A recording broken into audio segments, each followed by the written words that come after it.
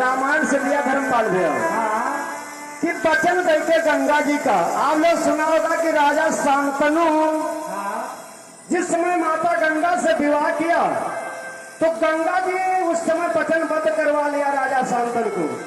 कहा कि राजन जब तक तुम मेरा कहा मानोगे मैं तब तक तुम्हारे साथ में रहूंगी, और जौने दिन हमारी बात को तुम इनकार कर दोगे तो मैं तुमको छोड़ करके चली जाऊंगी। राजा शांतनु ने स्वीकार कर लिया, हामी भर लिया, कहा तुम्हारा ही मैं कहा करूंगा। लेकिन समय बड़ी बर्बाद होती है। गंगा जी से जब एक पुत्र पैदा हुआ तो गंगा जी गंगा की धार में डुबो करके मार डाला, बहुआ दिया। लेकिन राजा शांतनु कुछ न कह पाए, इसलिए कि वचनबद्ध थे मेहरिया से, यानी बिल्कुल वचनबद्ध होकर के विवाह किया था। इसी तरह से 7 पुत्रों को गंगा जी जन्म दिया और गंगा की धार में डुबो दिया। राजा शांतनु विचार करने के बारे नारी, अरे हर माँ अपने बच्चे को जन्म देती तो प्यार दुलार करती, बड़ा ही यानी उसको सेवा करती है, लालन पालन करती है। और ये कैसे मेरी पत्नी यानी नारी जो बच्चे को जन्म दे करके उसको मार देती है। 8वां पुत्र हुआ तो राजा शांतनु कहा बस तुम रहो और चाहे चली जाओ, इस बालक को नहीं मारना है। तो गंगा जी कहा ठीक है अपन लड़का ले लो, हम जा रहे हैं। तो वही लड़के का नाम देवव्रत का आगे चल करके वही भीष्म बनेगा, भीष्म बाबा। लेकिन इसीलिए कहा गया ज्यादा वचनबद्ध होकर के शादी विवाह नहीं करना चाहिए। और आजो काल जो लोग ज्यादा hello hello hello hello hello hello hello यानी आजकल भी लोग जो ज्यादा वचनबद्ध होकर दहेज वहेज के चक्कर में शादी कर देते हैं उनको यही दशा होती है। हाँ दिक्कत है। हाँ ये जब वाइट है वो जिले इनके ऊपर सब यहाँ देख ही रहा है, पर बेहतरीन बात है। इसीलिए कहा है।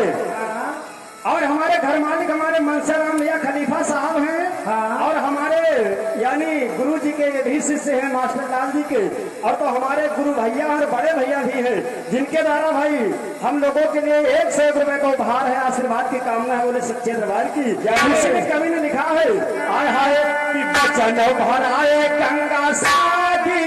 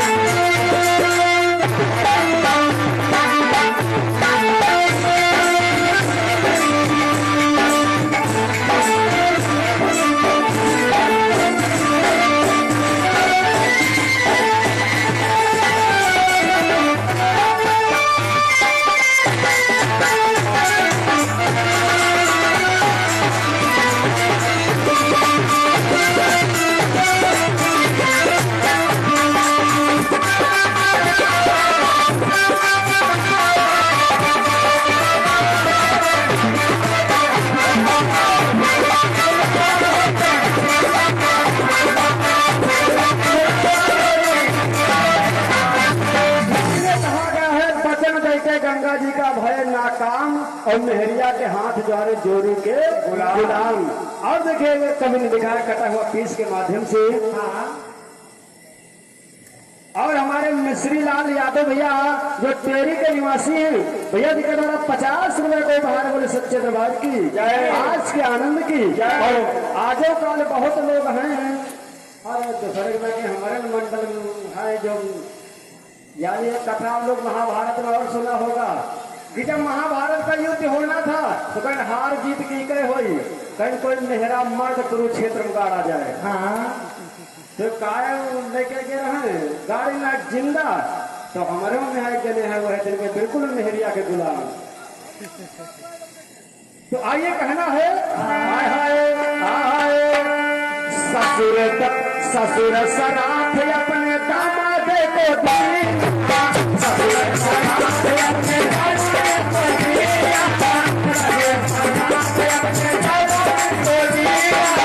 भैया अशोक भैया कौन ऐसा ससुर था जो अपने सगे दामाद को साथ दे दिया?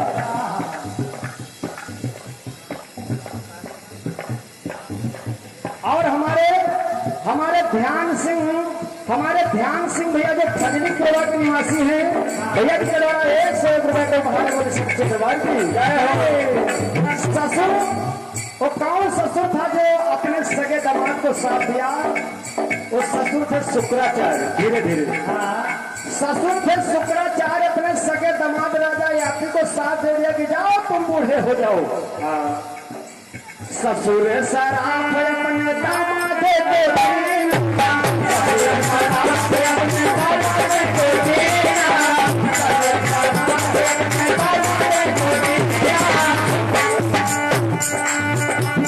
शुक्राचार्य मुनि श्राप को दे दिया अपने सगे दामाद राजा यात्री को, जो चंद्रवंशी थे। लेकिन कहा जब तुमका को धीरे धीरे जब तुमको कोई जवानी मांगे दे देगा तो आप फिर जवान हो जाओगे। तो राजा यातिया ने अपने 5 पुत्रों से जवानी मांग रहे, कोई नहीं दिया। लेकिन जो दासी का पुत्र था पुरु ने जवानी दिया राजा याति को। उन्होंने कहा है लड़का तो बूढ़ा ससुर दामाद, ससुर सराफ